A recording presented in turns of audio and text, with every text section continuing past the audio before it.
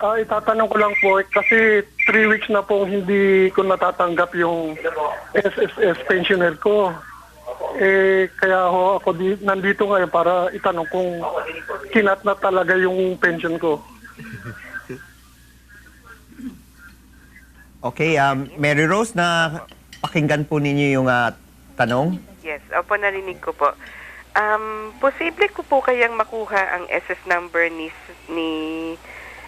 Tatay Jaime para lang po ma-check natin. Kasi na-mention po niya kung Erin na baka daw po na-cut.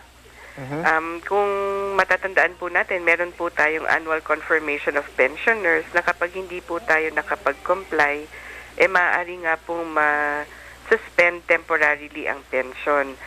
So, maganda pong malaman ko yung SS number ni tatay para ma-check ko po pag punta ko sa aming opisina at ma-inform ko po siya probably through your program kung ano po yung nangyari sa kanyang pension.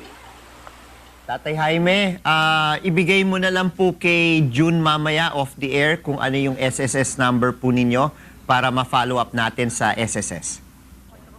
May follow-up question pa rin po. Sige ako. po. Yung father ko po, namatay na 2003. Pero pensioner siya since 1985. Binerify ko nga yung magulang ko, yung mother ko. Sabi ko, bakit hindi pa na nakakatanggap yung tatay ko? Namatay na. Buhay pa ho ang nanay ko, siya po ang beneficiary. Gusto ko lang malaman po kung may habol pa po yun. Okay, Mary Rose? Opo, Kong Erin, ang tanong po natin dyan, kung nakapag-file po kaya si nanay, kung nakapag-file po siya, dapat po i-process ng SSS yon. But then, alam po kaya ni Tatay Jaime kung nakapag-file?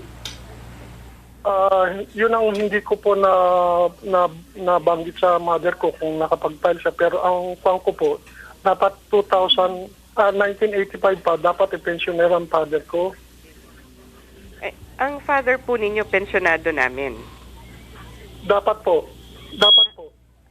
Which means hindi po siya nakatanggap ng pension? Hindi po.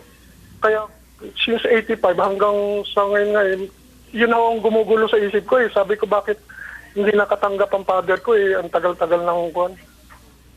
Siguro po, kailangan lang po natin i-check kung sadyang nakapag-file na po sila ng application. Pero kung hindi po, maganda pong mag-file na para ma-process po ng SSS ito. At yung pension po ay ibibigay mula po dun sa panahon kung kailan dapat ito nag-start. Ibig sabihin, meron pong naipon.